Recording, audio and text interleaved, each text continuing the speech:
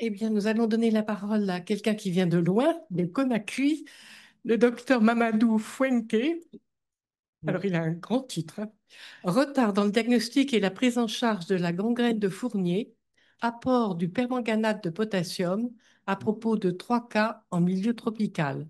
Expérience du service de santé des armées, hôpital militaire de Conakry. À vous la parole, monsieur. Merci, cher maître. Merci, Madame la Présidente. Merci, Monsieur le Vice-président, cher maître, chers collègues, Mesdames et Messieurs. C'est un grand honneur pour nous de vous présenter les résultats de nos travaux portant sur le thème retard dans le diagnostic et la prise en charge de la gangrène de Fournier, apport du permanganate de potassium à propos des 3 cas en milieu tropical, expérience du service santé des armées de l'hôpital militaire Conakry. Le contexte est celui de la problématique de l'utilisation de la solution du permanganate de potassium comme antiseptique dans la prise en charge de la gangrène de Fournier, dont le but est de juguler le sepsis dans un meilleur délai. C'est connu, la gangrène de Fournier est une fascite nécrosante rapidement progressive du périnée et des organes génitaux. Elle est secondaire à une infection polymicrobienne par des bactéries aérobies et anaérobies ayant une action synergique.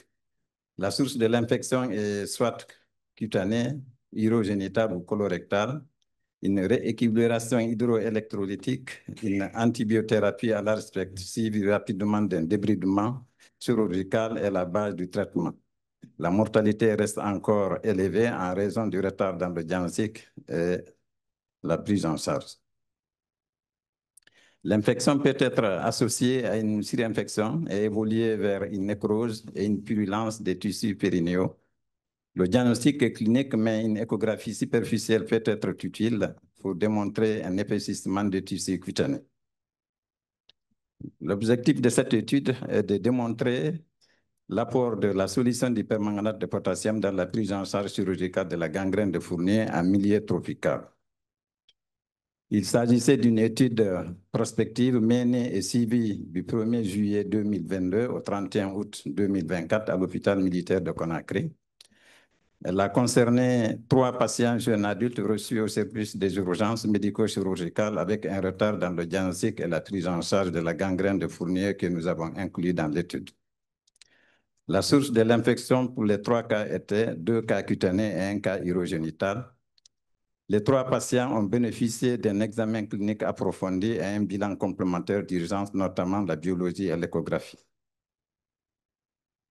Le diagnostic de la maladie de Fournier pour les 3 patients au stade de nécrose et de suppuration a été retenu. L'indication opératoire pour les 3 cas a consisté à un débridement chirurgical des tissus nécrosés et le geste toujours a été accompagné par des pansements quotidiens à la solution du permanganate de potassium afin de juguler le sepsis suivi de 2 fermetures primaires.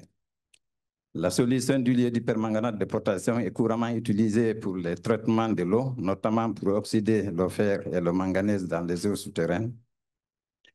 Dans les pays tropicaux, c'est aussi un désinfectant à 0,5 g par litre utilisé pour laver les légumes. Dans notre série, l'utilisation de la solution du permanganate de potassium à 0,5% comme antiseptique lors de la prise en charge de 3 patients atteints de la gangrène de Fournier a été aléatoire, basée sur son accessibilité à moindre coût et ses propriétés antiseptiques incontestables. 3 cas cliniques, tous jeunes adultes, ont été étudiés pendant la période de notre enquête, dont l'âge moyen était de 29 ans, avec des extrêmes allant de 26 à 32 ans. La source de l'infection pour les 3 cas était 2 cas cutanés, dont un associé à une comorbidité de l'hépatite B et un cas urogénital associé à une comorbidité au VIH type 2. Dans les 3 cas, l'infection était polymicrobienne, anaérobie et aérobie, Escherichia coli, Clostridium, Neisseria gonorrhoeae, Streptocoque, pyogène et Staphylococcus aureus ont été les germes isolés. 5 séances de débridement et 2 fermetures primaires ont été réalisées chez le patient à VIH, 4 séances de débridement chez les patients à l'hépatite B et 3 séances de débridement chez le patient sans comorbidité connue. Toutes les séances de débridement et les fermetures primaires ont été réalisées sous anesthésie générale. Les pansements à la solution d'hypermanganate de potassium à 0,5% ont été très quotidiens, de J1 à J3. Et nous avons utilisé pour les 3 patients la même solution d'hypermanganate de potassium à la même concentration molaire. Comme résultat, nous avons établi un schéma d'horaire de pansement pour les 3 patients et nous avons obtenu les mêmes résultats d'observation de l'évolution clinique à l'exception du patient à VIH qui a connu un long séjour hospitalier et un retard de cicatrisation de la plaie. Aucun de nos patients n'a bénéficié d'une oxygénothérapie. Après la restauration de la perfusion tissulaire, l'antibiothérapie a été instituée notamment un imidazolé, une céphalosporine et un aminoïside.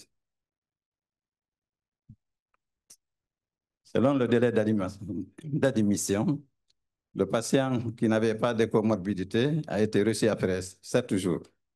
Celui de l'hépatite B, 6 jours, et celui du VIH, 4 jours.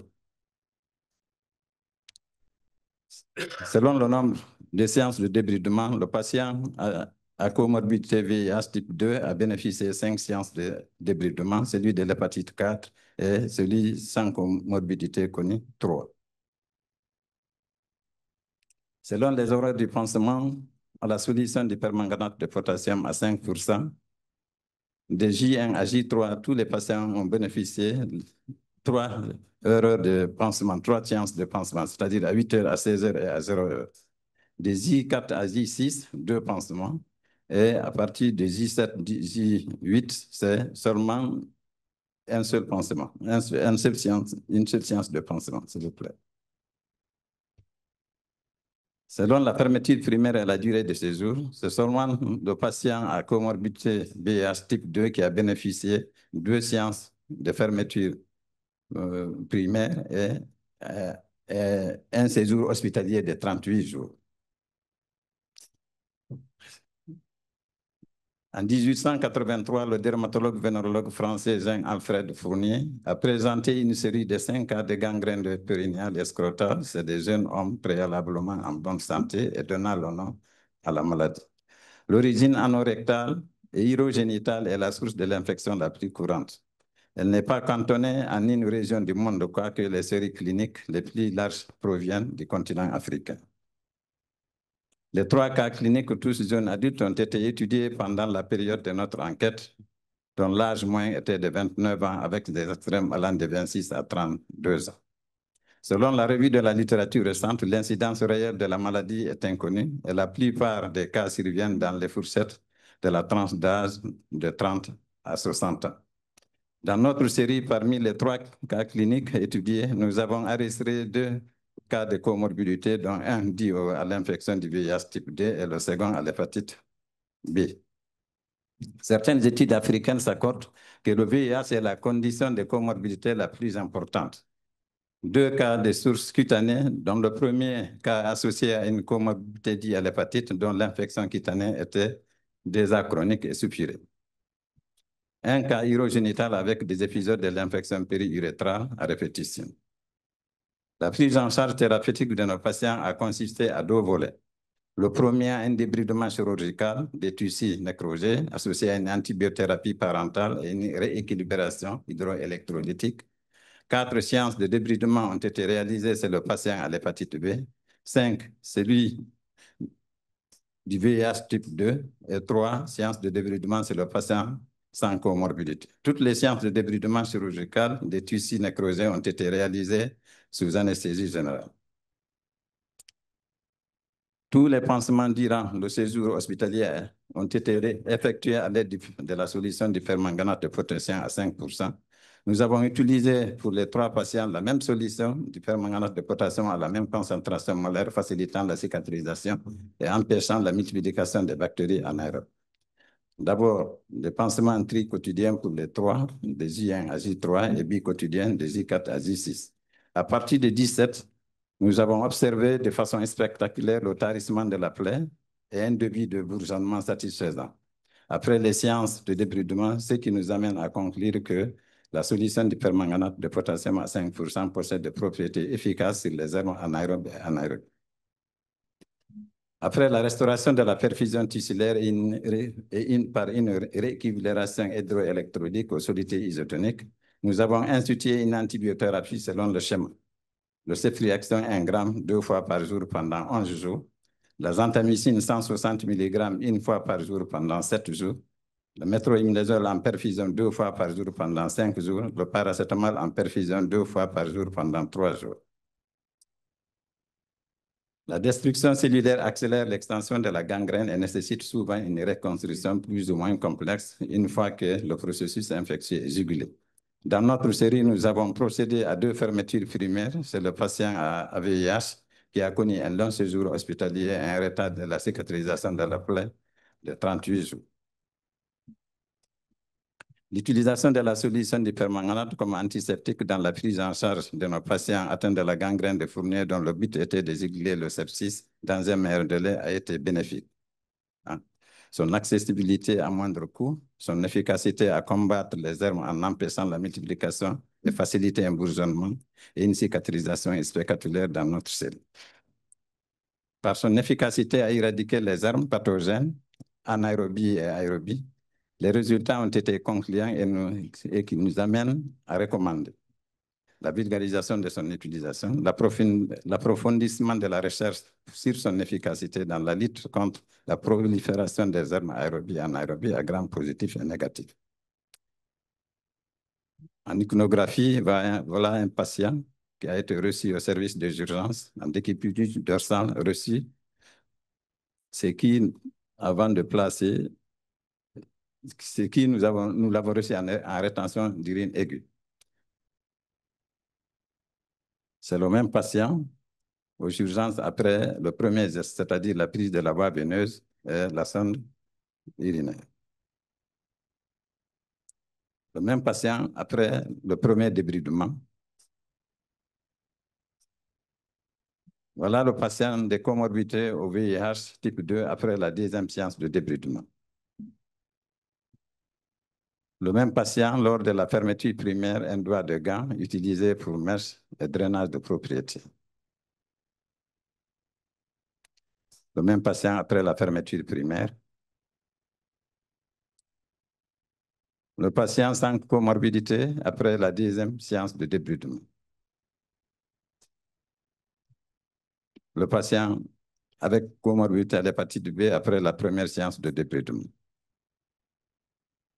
Le patient de comorbidité à l'hépatite B après la cicatrisation. Le laboratoire de galinique pour la préparation de la solution de permanganate de potassium à 0,5%. À ma droite, nous avons la solution du permanganate de potassium prête à être utilisée. À gauche, nous avons le pharmacien colonel Hamidou Touré formé à l'hôpital militaire de Hims en Allemagne. À ma droite, c'est moi formé à l'hôpital militaire d'instruction de Rabat. Voilà les 2 équipes. À droite, les chirurgiens. À gauche, les laborantins. Je vous remercie.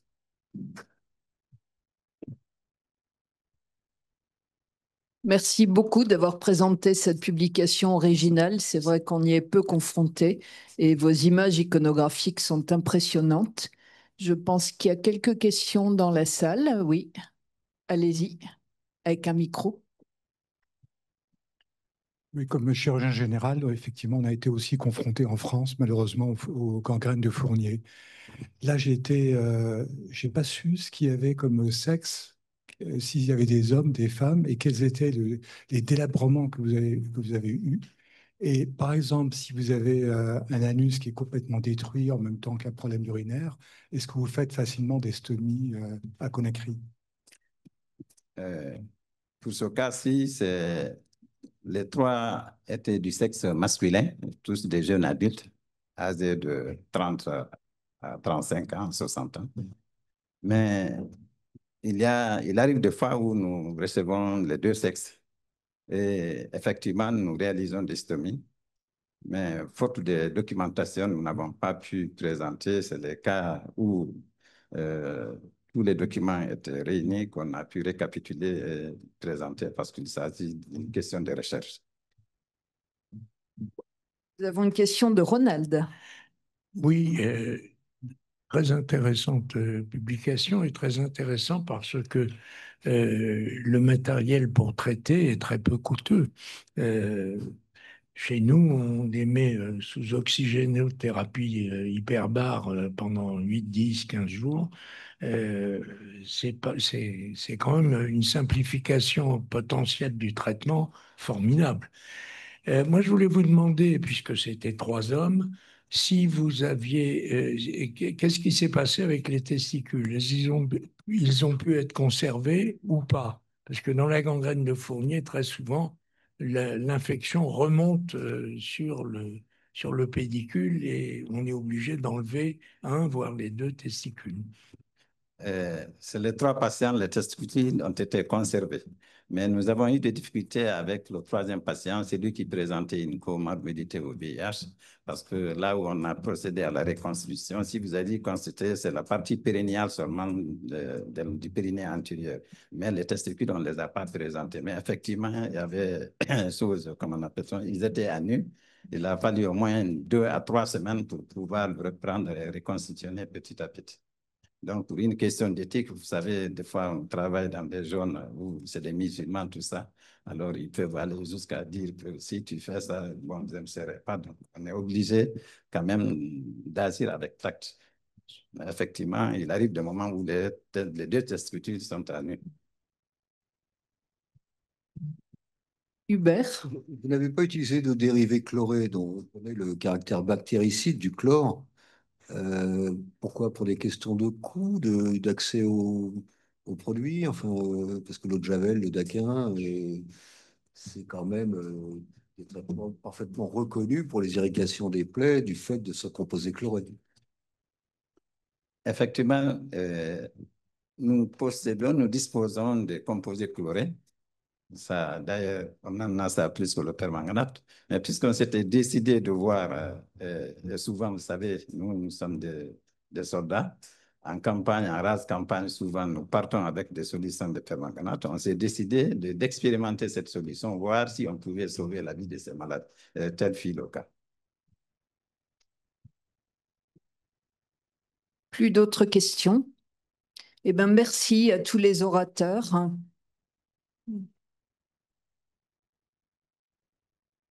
On a eu une très belle rentrée des classes et venez nombreux les mercredis, il y a des beaux programmes qui vous attendent.